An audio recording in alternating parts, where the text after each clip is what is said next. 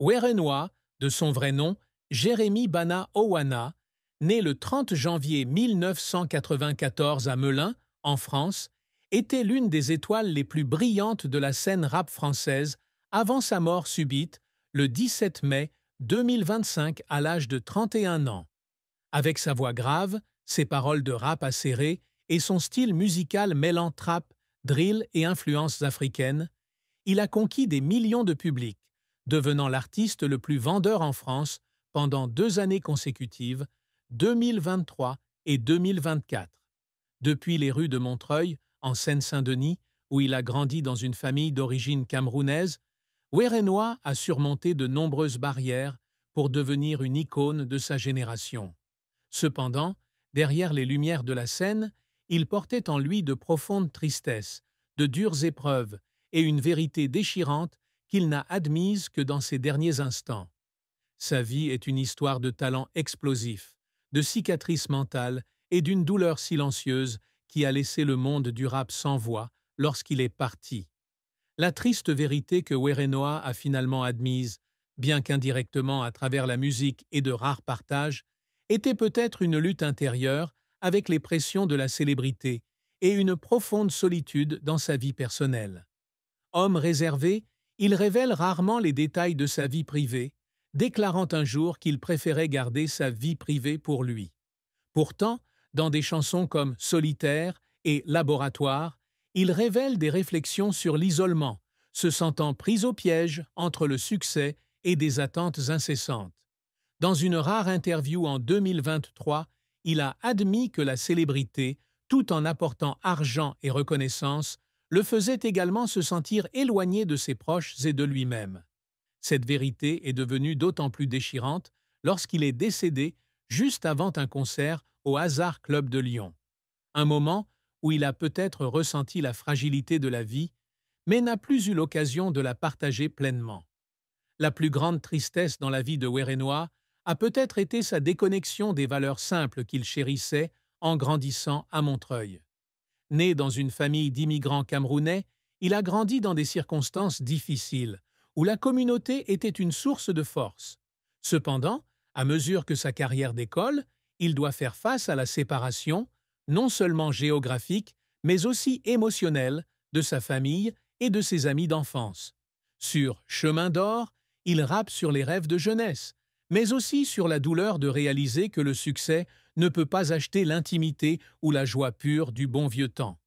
Cette perte, combinée à la pression de maintenir sa position de numéro 1 dans l'industrie musicale française, l'a peut-être conduit à des moments de dépression, bien qu'il les ait cachés derrière des lunettes de soleil et un sourire sur scène. Une autre tristesse pourrait être les problèmes de santé qu'il a subis en silence. Selon les rapports, Werenoi est décédé d'un arrêt cardio-respiratoire au petit matin du 17 mai 2025 dans un hôpital de Paris. Bien qu'il n'existe aucune information officielle sur ses antécédents médicaux, des rumeurs selon lesquelles il serait tombé dans le coma avant sa mort suggèrent qu'il aurait pu être confronté à de graves problèmes de santé qu'il n'a pas révélés. En tant que personne qui a toujours donné la priorité au travail, avec un emploi du temps chargé allant du studio aux représentations aux Francopholies de La Rochelle et aux Flammes, il a peut-être ignoré les signes avant-coureurs de son corps, ce qui a conduit à une fin déchirante. Cette tristesse ne réside pas seulement dans son décès prématuré, mais aussi dans le fait qu'il s'est peut-être senti impuissant et incapable de contrôler son destin dans ses dernières heures. La carrière de Werenoi est une histoire extraordinaire de talent, de persévérance et de défis extrêmes. Il fait son entrée sur la scène rap française en 2021 avec la chanson Guadalajara, publiée sur YouTube et rapidement vue par des centaines de milliers de personnes. La chanson, avec sa mélodie entraînante et ses paroles de rap puissantes sur la vie dans la rue, a marqué la naissance d'une nouvelle star. En 2023 sort son premier album Carré, salué par la critique pour son authenticité et son style unique, le catapultant au premier plan du rap français. Suite à ce succès, Pyramide et Pyramide 2 en 2024, ainsi que Diamant Noir, sorti en avril 2025, ont tous deux atteint la première place des charts français, avec un total combiné de plus de 6,7 millions d'auditeurs mensuels sur Spotify.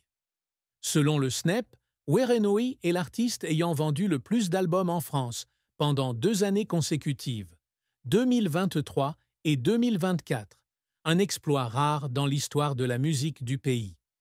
Werenoi est également connu pour ses collaborations de haut niveau.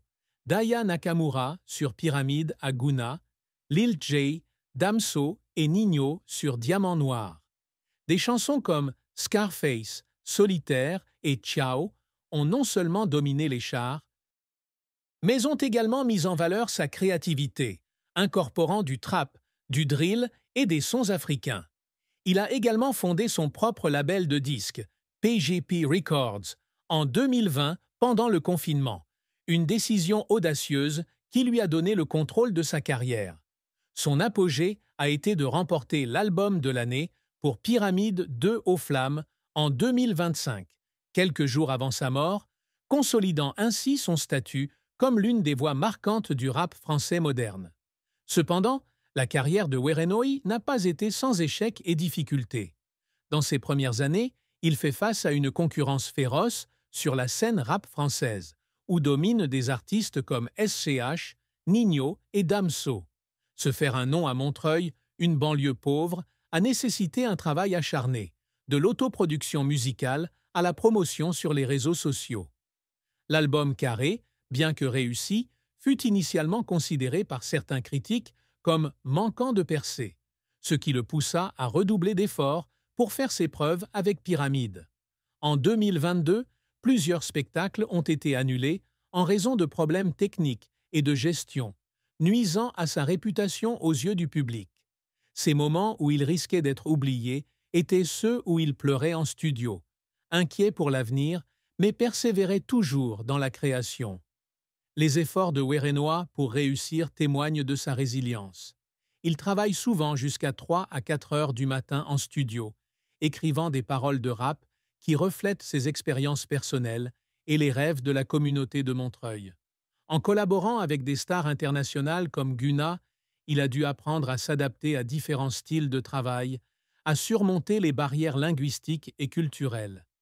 Les prestations dans les grands festivals comme les Francopholies de La Rochelle en 2024 l'ont obligé à garder une énergie élevée malgré la fatigue, avec des nuits où il ne dormait que quelques heures avant de monter sur scène. Les moments où il se tenait devant des milliers de spectateurs, ressentant leur amour, étaient les moments où il pleurait des larmes de bonheur, sachant que tous les sacrifices avaient payé.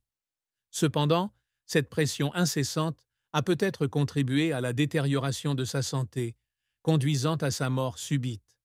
La vie de Werenoi a été remplie d'épreuves, d'une enfance pauvre aux pressions de la célébrité et à de mystérieux problèmes de santé.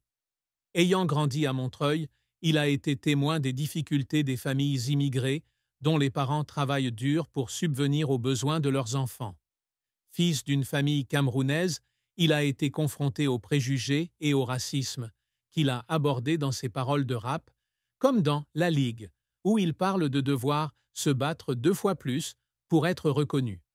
Adolescent, il a fait des petits boulots pour subvenir aux besoins de sa famille, allant de la livraison de marchandises au travail dans les magasins locaux, avant de découvrir sa passion pour la musique.